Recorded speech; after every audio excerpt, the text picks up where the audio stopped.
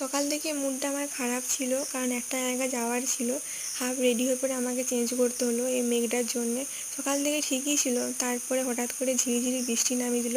এমন বৃষ্টি পড়ছে নিম্নচাপের মতো, মানে এটা ছাড়ানোর কোনো সম্ভাবনাই নাই। তো মন খারাপ, মানে মনটা খুবই খারাপ ছিল, তো বসে বসে কলা খাচ্ছিলাম। তো এরকম কে কে আছো বলবে, মন খারাপ হলে খিদে পায়। তো দেখো মেঘটার অবস্থা দেখো, এমনভাবে বৃষ্টিটা পড়েছে, মানে কখন যে ছাড়াবে, কবে যে ছাড়াবে সেটাও জানি না।